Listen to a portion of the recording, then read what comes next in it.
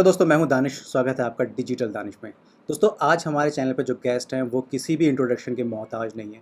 अगर मैं बात करूं इंडिया में ड्रॉप शिपिंग इंट्रोड्यूस करने की हिंदी में, तो रितो सर ने वो बेड़ा उठाया अपने कंधों पे और हमें सिखाया कि कैसे हम इंटरनेशनल ड्रॉप शिपिंग कर सकते हैं।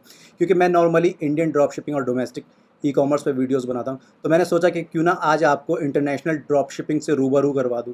तो उसके लिए बेस्ट जो पर्सन है वो आज हमारे साथ जुड़े हुए हैं। तो मैं बहुत बहुत स्वागत करता हूं रितो सर आपका अपने चैनल पे। और मैं अपनी ऑडियंस को बताना चाहता हूं कि आज जो हम डिस्कस करेंगे वो है इंटरनेशनल ड्रॉप शिपिंग। कैसे हम इंडिया में रह के अपने प्रोडक्ट इंटरनेशनल लेवल पे सेल कर सकते हैं, कौन सी एप्लीकेशन हमें यूज़ करना चाहिए, क्या प्रोसेस होने वाला है, क्या प्रॉब्लम आने वाली, ये सारी चीज़ें डिस्कस करेंगे। तो वीडियो को लास्ट तक ज़रूर देखें। और एक बार मैं फिर से स्वागत करता हूँ रितो सर का अपने चैनल पे। तो रितो सर, कैसे हैं आप? Thank you Danish, thank you Danish. बहुत बढ़िया। ये आपने बहुत ही इंटरेस्टिंग सा इंट्रोडक्शन दिया। कंधों के ऊपर मैंने कुछ नहीं लिया। मैं तो सिर्फ वीडियोस बनाता रहा, बाकी लोगों की कृपा है यार, लोग देखते हैं। नहीं, अगर हम यूट्यूब में सर्च करें या कंटेंट सर्च करें इंटरनेशनल ड्रॉप शिपिंग के बारे में, तो एक ही फेस दिखाई देता है, रितो चाचा। और बहुत मतलब सीखने को मिला है। पर्सनली मैंने भी बहुत सारी चीज़ें आपसे सीखी हैं और लोग तो सीख थैंक ही यू, रहे हैं। मतलब थैंक एक यू, ज्ञान का थैंक यू। सागर चल रहा है और उसमें से लोग भर भर के ज्ञान बटोर रहे हैं। तो सबसे पहले जो एक मेरा क्वेश्चन रहेगा वो यही रहेगा कि क्योंकि मेरी ऑडियंस ज़्यादातर इंडियन ड्रॉप शिपिंग या ई-कॉमर्स कर रही है, तो इंटरनेशनल ड्रॉप शिपिंग एक्चुअली क्या है? और अभी क्योंकि अली एक्सप्रेस बैन है, तो इस सिचुएशन में कौन सी एप्लीकेशन या कौन सा वे है इंटरनेशनल ड्रॉप शिपिंग करने का? अच्छा, बहुत अच्छा क्वेश्चन है।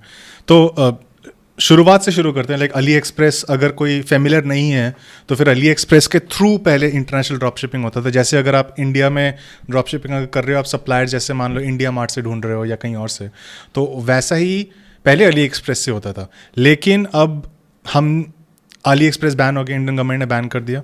तो उसके साथ क्या हुआ, थोड़ी कॉम्प्लिकेशन आई, लेकिन कुछ खास नहीं, क्योंकि अली एक्सप्रेस वैसे भी लोगों ने धीरे धीरे कम करना शुरू कर दिया था।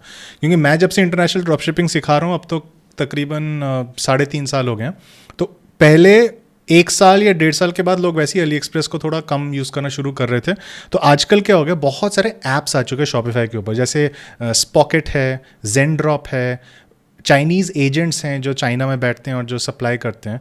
तो उनके थ्रू आप कर सकते हो, और वहाँ पर उनके पास जितना अली एक्सप्रेस पे इन्वेंट्री मिलता है वो सारा का सारा वैसे भी आपको मिल जाता है। अगर जैसे मान लो आपको पता ही नहीं प्रोडक्ट क्या बेचना है, हाँ, उस वे में आप अली एक्सप्रेस को वीपीएन के थ्रू खोल सकते हैं, किसी भी वीपीएन के थ्रू, या अगर ओपेरा ब्राउज़र है वो फ्री डाउनलोड कर लो, ओपेरा ब्राउज़र, उसमें वीपीएन फ्री में इंक्लूडेड होता है।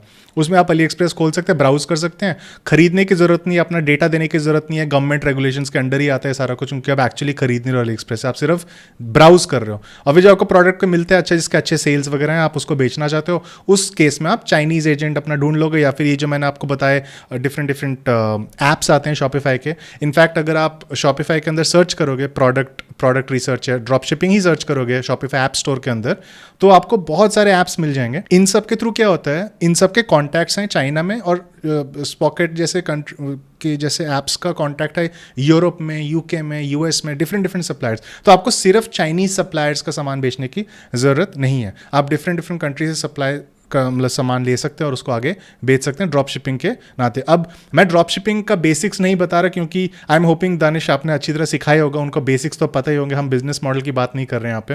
हाँ, बस डिफरेंसेस मॉडल ड्रॉप शिपिंग का सबको मालूम है। सबको मालूम है, बिल्कुल सही बात है। तो फिर जो डिफरेंसेस आती हैं ड्रॉप शिपिंग में, जो इंडियन और इंटरनेशनल में आते हैं, वो यही है कि इंडिया के अंदर जो होता है उसके अंदर आपको बहुत डिफरेंट चीज़ों का ख्याल रखना होता है। जैसे आपका कैश ऑन डिलीवरी हो गया, आरटीओ हो गया, नॉन डिलीवरी हो गया, रिपोर्ट एनडीआर मैनेजमेंट हो गया। तो ये सब चीज़ों का आपको ध्यान रखना होता है। कस्टमर जो आपके आते हैं उनको जब कस्टमर कोई कॉल करते हैं मान लो आपको, तो फिर आपको उसको समझाना पड़ता है और वो सब बातें। लाइक मैंने 4 साल में यूएस के अंदर जो मैं कर रहा हूँ ई-कॉमर्स स्टार्ट किया था ड्रॉप शिपिंग के साथ, आज तक किसी कस्टमर के साथ मैंने फ़ोन पे बात नहीं किया। आज तक एक भी कस्टमर, मेरे मतलब कुछ 1,20,000, 1,30,000, शायद 1,40,000 कस्टमर्स हैं, मैंने एक भी बंदे से आज तक कोई बात नहीं की है। सारे के सारे ऑर्डर प्रीपेड, इंडिया में हमें हर कस्टमर से हाँ, बात सारे करना के सारे ऑर्डर प्रीपेड आते हैं।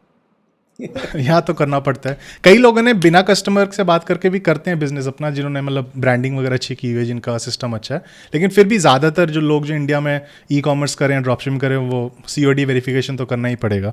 तो एनीवेज, तो वो वाला चीज़ मुझे नहीं करना पड़ा। एक क्वेश्चन जो सबके माइंड में रहता है कि जैसे हम मीडिएटर किसी को लेके चलते हैं साथ में, जैसे अली एक्सप्रेस था पहले, एस पॉकेट आपने बताया, CJ ड्रॉप शिपिंग है, ये एक मीडिएटर प्लेटफॉर्म है। अगर हम डायरेक्ट चाइनीज़ सप्लायर से कांटेक्ट करते हैं तो वहाँ रिस्क कितना है, क्या लेवल है रिस्क का, क्या मतलब क्या फ्रॉड होने के चांसेस ज़्यादा हैं, या ट्रस्ट मतलब कैसे बिल्ड होता है उनके ऊपर, क्या क्या हमें पॉइंट देखना, ध्यान में रखना चाहिए? बिल्कुल, फ्रॉड होने के चांसेस बिल्कुल हैं, लेकिन क्या होता है कि अगर आप ठीक चैनल के थ्रू जाएं तो फिर आप मतलब चांसेस हैं कि आपके साथ फ्रॉड नहीं होगा। जैसे अगर आप इन सब साइट्स के थ्रू करें, जैसे जेनड्रॉप हो गया, जेनड्रॉप के अंदर चाइनीज़ सप्लायर्स होते हैं। जैसे आपका वो हो गया source inbox, SOURCINBOX, source inbox. तो फिर वहाँ पर भी एजेंट्स हैं, और ये सब कंपनीज का टाइड अप है। इनफैक्ट CJ ड्रॉप शिपिंग जो आपने बोला, वो भी एक अच्छा रिसोर्स है, वहाँ पर भी चाइनीज़ एजेंट्स ही हैं वो। तो जो एजेंट्स कंपनीज के साथ ऐसे एसोसिएटेड हैं, वहाँ पर आपका फ्रॉड होने का चांस काफ़ी कम है, क्योंकि उनको भी अपने रेपुटेशन का ध्यान रखना है। वो सिर्फ आपका सामान नहीं बेच रहे हैं, मतलब वो दिन में हज़ारों पैकेजेस बेचते हैं फॉर मल्टीपल ड्रॉप शिपर्स, तो उनको अपना ध्यान रखना है। तो उसमें में आप बच सकते हैं। और दूसरा जो तरीका है, क्या होता है कि जब आप ऑनेस्टली, मैं आपको सच बताता हूँ, मैं इंडिया में भी ई-कॉमर्स के इंडिया में भी मतलब ब्रांड वगैरह का काम भी किया हुआ है। लेकिन मैं आपको एक बात बता दूं, इंडिया के अंदर फ्रॉड होने के चांसेस मच ग्रेटर है दैन चाइना के अंदर होने के। मतलब यहाँ पर मुझे तो अभी तक एटलीस्ट जो मेरा पर्सनल एक्सपीरियंस रहा है, वहाँ पर काफ़ी ट्रस्ट बिल्डअप करने के लिए आपको थोड़ा टाइम लगाना पड़ता है, बातें बातें करनी होती है, थोड़ा पिघलाना पड़ता है बंदे के साथ, कभी कभी जाके मिलना भी होता है सप्लायर को। फैक्ट्रीज के साथ भी अगर करना है तो थोड़ा मिलना जुलना, थोड़ा ऐसे बैठना उठना होता है। वहाँ पर व्हाट्सएप के ऊपर चैट के साथ ही आपका ट्रस्ट बैठ जाता है। जैसे आपको एग्जाम्पल देता हूँ, जो मेरा सप्लायर है चाइना में, जो मेरे स्टोर को सप्लाई करता है, मैंने आज तक उससे फ़ोन पे नहीं बात की है, मैंने आज तक उसकी शक्ल भी नहीं जानता मैं। इनफैक्ट मेरे को पता ही नहीं वो कैसे दिखता है। मेरे को उसका सिर्फ ईमेल एड्रेस पता है और व्हाट्सएप नंबर पता है, ठीक है। और वो मेरे लिए लाखों डॉलर का सामान भिजवाता है, और भिजवाता आया है 3-3.5 सालों से। एक ही सप्लायर भेजता रहता है, और पूरा ट्रस्ट बन चुका है, अब तो बन ही चुका है। लेकिन स्टार्टिंग से भी पता था कि आप इन प्लेटफॉर्म्स के थ्रू जाओगे, जैसे अलीबाबा भी आप अगर आप यूज़ करो ना, अलीबाबा के अंदर वो होता है ट्रेड एश्योरेंस करके होता है। तो अगर आप अलीबाबा जैसे प्लेटफॉर्म के थ्रू जा रहे हो, तो फिर वहाँ पर वो एक एश्योरेंस मिल जाता है कि हाँ, आपके साथ फ्रॉड नहीं होगा। तो आपको ऑफकोर्स ध्यान रखना होता है, लेकिन आप रेप्यूटेड चीज़ों के साथ मतलब ट्राई करने में कुछ नहीं जाता। आप इनिशियली ड्रॉप शिपिंग करो तो सिंगल आइटम्स ही अगर भेज रहे हो तो बहुत जल्दी पता लग जाता है अगर कोई नहीं भेज रहा होगा आइटम तो, और वो एक बार आपने पकड़ लिया फिर शिफ्ट कर दो। हम इंडियन है तो सबसे ज़्यादा ट्रस्ट की बात एकदम माइंड में आती है, कहीं फ्रॉड ना हो जाए, क्योंकि इंडिया में इतने ऑनलाइन फ्रॉड हो रहे हैं, तो कहीं ना कहीं दिमाग में ही रहता है कि हमारे साथ फ्रॉड ना हो जाए, और अगर फ्रॉड हुआ तो कैसे बचा जाए, कौन बीच में होगा।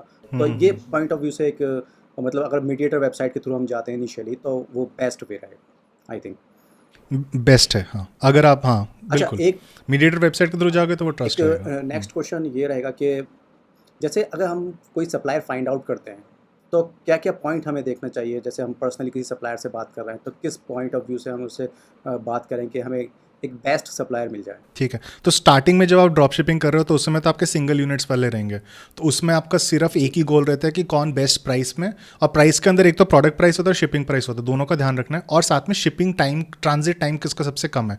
देखो 3-4 चीज़ें इसके अंदर मैंने बोला अभी। एक तो आपका प्रोडक्ट कॉस्ट है, ठीक है, एक आपका प्रोडक्ट का शिपिंग कॉस्ट है, एक है आपका प्रोडक्ट का सोर्सिंग टाइम, और एक है शिपिंग टाइम। सोर्सिंग टाइम वो होता है कि अगर मान लो आपने एजेंट को बोला कि मेरे को आज इस कस्टमर से ऑर्डर है, फुलफिल करो, वो अगर उसी दिन कर रहा है, उसके अगले दिन प्रोडक्ट को निकाल पाते हैं फ्रॉम फैक्ट्री, क्योंकि वो एजेंट क्या कर रहा है, आगे चाइना के फैक्ट्रीज के अंदर जा रहे हैं, वहाँ से सामान उठा के ला रहा है, तो या होलसेलर के पास, तो वो अगर उसको लाने में 4 दिन लग जाते हैं। और दूसरा जो है कि शिपिंग टाइम कितना है, वो ऐसे शिपिंग मेथड से भेज रहे हो 10-12 दिन लगता है, 14 दिन लगता है, 60 दिन लगते हैं कई बार। तो कौन से शिपिंग मेथड यूज़ हो रहा है, तो इन सारी चीज़ों का ध्यान रखना। आपका काम करना चाहिए ऑफकोर्स सबसे कम दाम में सबसे अच्छे क्वालिटी का प्रोडक्ट सबसे जल्दी, है ना, सबसे कम दाम में सबसे अच्छे क्वालिटी का प्रोडक्ट सबसे जल्दी। ये अगर आपने कर लिया, सिस्टम बना लिया, तो उसके लिए हो सकता है आपको 3-4 डिफरेंट सप्लायर्स ट्राई करने पड़े। बट क्या होता है कि आपको, क्योंकि आपको बल्क में ऑर्डर नहीं प्लेस करना स्टार्टिंग में, आप कितने मतलब 5 यूनिट, 2 यूनिट, 1 यूनिट ऐसे करके प्लेस कर रहे हो स्टार्टिंग में, तो फिर आपके पहले 50-60 कस्टमर्स के साथ ही आपको वो टेस्ट हो जाते हैं 2-3 सप्लायर्स की, कौन आपका सबसे अच्छा काम करेगा, और एक बार वो मिल गया बस फिर उसके बाद उसका लगे रहो। अच्छा, एक चीज़ होती है वाइट लेबल मतलब अपनी ब्रांड हम लॉन्च करते हैं, आई थिंक आपने भी अपनी ब्रांड लॉन्च करेंगे इंटरनेशनल लेवल पे, तो वो हमें कब करना चाहिए? मतलब कितना टाइम ड्यूरेशन के बाद या यूनिट सेल होने के बाद? अगर कोई प्राइवेट लेवल में जाना चाहता है तो कब उसको जाना चाहिए? अच्छा, तो प्राइवेट लेबल को की बात करने से पहले तो दो चीज़ें यहाँ पर आती हैं। एक तो जब विनिंग प्रोडक्ट आपको मिल जाए, जो कॉन्सेप्ट इंडिया में भी है वही सेम वहाँ पर भी, आपको विनिंग प्रोडक्ट मिल गया ना, जी। तो विनिंग प्रोडक्ट मिलने के बाद आपके पास दो ऑप्शन रहते हैं। या तो आप वाइट लेबल कर सकते हो, प्राइवेट लेबल कर सकते हो। प्राइवेट लेबल बेसिकली ये होता है कि आपका पूरा पैकेजिंग आपके ब्रांड के अनुसार होगा, आपके स्टोर का नाम, आपके स्टोर के कलर्स, आप अपने हिसाब से पैकेजिंग का डिज़ाइन उसको भेजोगे डिजिटल फॉर्मेट, वो उस पैकेजिंग को प्रिंट करके प्रोडक्ट को उसके अंदर डाल के फिर आगे भेज देंगे कस्टमर को। तो वो जो वाइट लेबलिंग या प्रोडक्ट लेबलिंग होती है, उसके अलावा एक और ऑप्शन भी होता है, क्योंकि कुछ कुछ प्रोडक्ट्स आप प्रोडक्ट वाइट लेबल नहीं कर सकते, ठीक है। और कुछ कुछ इलेक्ट्रॉनिक प्रोडक्ट्स होते हैं, कुछ कुछ स्पेसिफिक प्रोडक्ट्स होते हैं, स्पेसिफिक ब्रांड्स के ही बिकते हैं, जो वाइट लेबल होते नहीं हैं, क्योंकि जो ओरिजिनल मैन्युफैक्चरर है वही सप्लायर भी होता है और वो वाइट लेबल नहीं करते कई बार। तो वो भी आपको रोक नहीं रहा, वो भी बेच सकते हो, दोनों चीज़ें कर सकते हो आप। मैंने दोनों चीज़ें किया हुआ है, और दोनों चीज़ों में ऑफकोर्स सबसे ईजियर तो वही होता है अगर आपको कोई डिज़ाइन नहीं चेंज करना, लेकिन उसमें क्या होता है, उसमें आप दूसरे का प्रोडक्ट बेच रहे हो, अपना ब्रांड नहीं बना रहे। अगर कर पाते हो चलो सही है, वो भी चल सकता है अच्छी तरह, उसमें भी अच्छा खासा प्रॉफिट है। वाइट लेबल की अगर कंप्लीटली बात करें, उसमें क्या होता है, आपने डिज़ाइन फाइल दे दिया, उसने भेज दिया और फिर वो आगे चला गया। तो इसमें कब करना होता है वो मैं रिकमेंड करूँगा दोनों केसेस में ही, कि जब आपके अराउंड 2 to 3 वीक्स हो चुके हैं एड्स चलाते हुए, और सक्सेसफुली आप लाइक मान लो 10 ऑर्डर 15 ऑर्डर और थोड़ा स्केल भी आपको दिखने लग गया है, और वो एटलीस्ट 2 हफ्ते तक आपको दिख रहा है कि हाँ प्रोडक्ट कंसिस्टेंटली ना बिके जा रहा है। और मान लो स्टार्टिंग में आप 2-3 यूनिट बेच रहे थे, फिर 5-10, फिर 15-20, फिर 20-25, और वो 2-3 हफ्ते कंसिस्टेंटली आपको दिख रहा है कि एक प्रोग्रेस दिख रहा है, तो एक कॉन्फिडेंस आ जाता है कि हाँ इसको ट्राई करना बनता है। और वो करने के लिए आपको ऐसा नहीं है कि वाइट लेबल अगर आप कर रहे हो तो आपको हज़ारों यूनिट करने हैं। कई सप्लायर्स 50 यूनिट 100 यूनिट में भी मान जाते हैं। अब अगर प्रोडक्ट लो टिकट है, मान लो $3 का है, और 100 यूनिट करना है, तो $300 का आप रिस्क ले सकते हो, क्योंकि उसने ऑलरेडी आपको $300 से ज़्यादा प्रॉफिट दे चुका होगा वो 2-3 हफ्तों में। तो वो आप एक्चुअली अपने प्रॉफिट से ही रिस्क ले रहे हो। तो एक लेवल के बाद क्या होता है, ड्रॉप शिपिंग वाली गेम में आप अपनी प्रॉफिट को ही री इन्वेस्ट कर करके अपने बिजनेस को बड़ा करते हो, जो कि मैंने भी खुद किया। बिल्कुल, क्योंकि ड्रॉप शिपिंग चाहे इंटरनेशनल हो या इंडियन हो, 3 चीज़ें इंपॉर्टेंट होती है। एक तो प्रोडक्ट क्या मतलब क्या बेचना है, कैसे बेचना है और कहाँ बेचना है। तो इंटरनेशनल जैसे आपको मालूम है, इंटरनेशनल लेवल पे प्रोडक्ट सेल करना है, और कैसे फाइंड आउट करना है प्रोडक्ट सप्लाई कैसे फाइंड आउट करना है, ये अभी ऋतु सर ने हमें बताया। अब वो जो सबसे इम्पोर्टेंट क्वेश्चन और सबसे ज़्यादा क्वेश्चन पूछे जाने वाला जो क्वेश्चन है इंडियन स्टूडेंट्स के लिए, वो ये है कि इंटरनेशनल ड्रॉप शिपिंग स्टार्ट करने के लिए कितना बजट चाहिए होता है। सबसे ज़्यादा यही क्वेश्चन पूछा जाता है। तो उसका आप एक क्या सजेशन देंगे कि कितने बजट से इनिशियली एक स्टूडेंट अपना इंटरनेशनल ड्रॉप शिपिंग का बिज़नेस स्टार्ट कर सकता है? सही है। तो इसमें ऐसा है कि इसका कोई स्ट्रेट आंसर नहीं होता, ये आपको पता होगा। तो इसका मैंने कई साल पहले ना, मैं कल 2.5-3 साल पहले सोचा था ऐसे वीडियो बनाऊंगा, what is the minimum budget required. तो उसमें कोई फिगर आया था, आई थिंक $700-800 करके कोई फिगर बनाया था। उसके अंदर मैंने क्या पूरा टेबल बनाया था कि इसका इतना खर्चा है, इसका इतना खर्चा है, इतना। तो ना अब उस टाइम से तो ऑब्वियसली चीज़ें चेंज हो चुकी है, क्योंकि फेसबुक एड ज़्यादा कॉम्पिटिटिव हो गए हैं 2.5 साल में, और काफ़ी चीज़ें चेंज हो गई है। अभी भी पॉसिबिलिटी है कि आप मतलब $1,000-1,500 में हो सकता है आपको विनिंग प्रोडक्ट मिल जाए, लेकिन टू बी सेफ मैं तो ये रेकमेंड करता हूँ $2-3 हज़ार मिनिमम बंदे के पास होना चाहिए। इंडियन रुपीज़ में बात करो तो 2 लाख के आसपास तो मान के ही चलो, इतना आपके पास अगर बजट नहीं है जो आप मतलब कंप्लीटली उड़ा सकते हैं। क्योंकि इसमें ऐसा होता है कि ऐसा भी हो सकता है आप पूरे $3,000 लगाओ और आपको एक भी मतलब विनिंग प्रोडक्ट ना मिले। कुछ कुछ सेल्स मिलेंगे इधर उधर, लेकिन ऑब्वियसली इतना पैसा उड़ाओगे कुछ कुछ सेल्स तो मिलेंगे, अनलेस आप एकदम ही फालतू की प्रोडक्ट्स और फालतू की एडवर्टाइजिंग कर रहे हो। तो पहले मतलब इतना बड़ा रिस्क लेने से पहले अपनी मार्केटिंग को समझो कि आपको आनी चाहिए मतलब एडवर्टाइजिंग। तो वो आप इंडियन ई कॉमर्स करते हुए आपको थोड़ा आइडिया लग चुका होना चाहिए वैसे फेसबुक एड्स कैसे चलाते हैं वो सब। लेकिन हाँ, $3,000 के आसपास तो मैं मिनिमम रिकमेंड करूँगा। जैसे इंडियन ड्रॉप शिपिंग में मैं यही सजेशन देता हूँ कि आप फर्स्ट वीक का कैश फ्लो मेंटेन कर लो, उसको ही अगर इनिशियल बजट आप लेके चलो तो वो बेस्ट है। क्योंकि बिजनेस है, बिजनेस में तो जितना आप बजट लगाओगे उसी हिसाब से आपको उसी रेशो में आपको रिटर्न मिलने वाला है। तो इसमें एक्चुअली बहुत वेरिएबल्स आते हैं इंटरनेशनल वाले बजट में। अब जैसे ना आपका प्रोडक्ट लो टिकट अगर आप बेच रहे हो तो आप टेस्टिंग बहुत जल्दी कर सकते हो। अगर आप हाई टिकट बेच, अगर $400 का प्रोडक्ट बेच रहे हो तो आपको मतलब सिर्फ टेस्टिंग में ही कि आपको $300-400 लगाने पड़ेंगे उस एक प्रोडक्ट, वो भी 1-2 दिनों के अंदर ही। तो ना वो टेस्टिंग फेज में ही आपके बहुत पैसे उड़ सकते हैं। तो अगर आप इंटरनेशनल वाला शुरू करो, कम बजट आपका, तो वैसे भी लो टिकट के साथ ही शुरू करना, या मिड टिकट $50 $60 वैसे टाइप के आइटम्स का शुरू करो, उतने का ही कैंपेन बनाओ और देखो कि प्रोडक्ट बिक रहा है कि नहीं.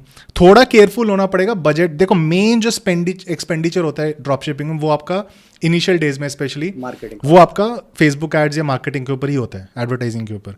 और वो चीज़ अगर आपने एफिशिएंटली करना सीख लिया ना, तो आपने गेम्स को सीख लिया. अब कई लोग, अब मैं पहले क्या करता था, मैं स्टूडेंट्स के साथ ना कॉल्स लेता था, तो मैं उनको बताता था कि कैसे करके, मैं उनको फेसबुक एड्स देखता था, बताता क्या गलतियां करो. उसमें मेरे को रियलाइज़ हुआ मेजॉरिटी लोग क्या करते थे, $200 खर्च दिया, $500 खर्च दिया, $1000 खर्च दिया.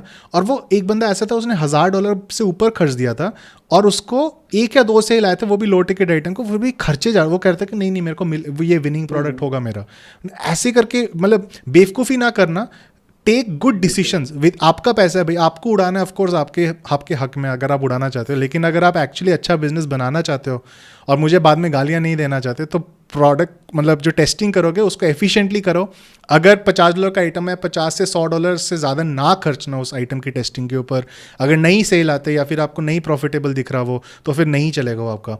अगर स्टार्टिंग के ही $100, $150 अगर आपने स्पेंड किए किसी आइटम को, अगर बीच बीच में सेल आ रहे हैं और वो अगर बहुत अच्छा करने लग गया, तो ही आप और एक्स्ट्रा पैसे डालना. अगर आपको दिखता है कि डिसेंट इनफ प्रॉफिट, 3 का ROAS 3.5 वैसे टाइप का दिखता है, तो ही आप आगे कंटिन्यू करना. अगर आपको 1 का 1.5 का ROAS दिखता है कि आपको सिर्फ सेल्स अगर आ रहा है, आपको खुशी मिल गई, ओ यार मेरे को 1-2 सेल आ गए, चलो इसके ऊपर और पैसे डालते हैं, ना ना ना, ये गलती भी ना करना.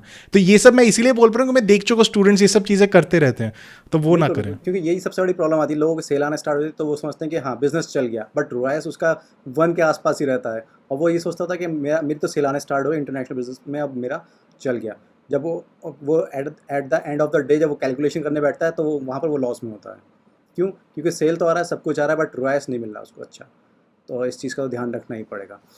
चलिए अब ले लेते हैं कि लास्ट क्वेश्चन, और रितु सर से जान लेते हैं कि जब हम इंटरनेशनल ड्रॉप शिपिंग स्टार्ट करना चाहते हैं एज ए बिगनर, तो हमें किन किन बातों का ध्यान रखना चाहिए. एक चेकलिस्ट अगर हम बनाएं तो क्या क्या पॉइंट उसमें होना चाहिए. अब मेरे पास वैसे करके तो कोई चेकलिस्ट नहीं है जो मैंने यहाँ लिखा हुआ है, लेकिन मैं आपको ये बता सकता हूँ कि चलो कुछ कुछ एडवाइस दे देता हूँ मैं कि क्या क्या चीज़ों का आपको ध्यान रखना है. तो सबसे पहले तो जो सबसे इम्पॉर्टेंट चीज़ें हैं, एक आपकी कॉपी राइटिंग और जिस तरीके से आपने एड्स को बनाते हैं. अब जैसे इंडिया में अगर आपने नोटिस किया, अगर इंडिया में अगर आप कर रहे हो ना ड्रॉप शिपिंग, तो ऐसा आपने नोटिस किया होगा, कोई भी प्रोडक्ट मतलब एडवर्टाइज करो ना कुछ सेल आ जाते हैं, बहुत आसानी से सेल आ जाते हैं. उसके कुछ कुछ रीज़न, एक तो लो टिकट मतलब प्राइस बहुत कम होता है, ऊपर से मार्केट का उतना मतलब अभी भी बहुत वाइड मार्केट, और मार्केट बढ़े जा रहे हैं, इंडियन मिडिल क्लास बढ़े जा रहे हैं.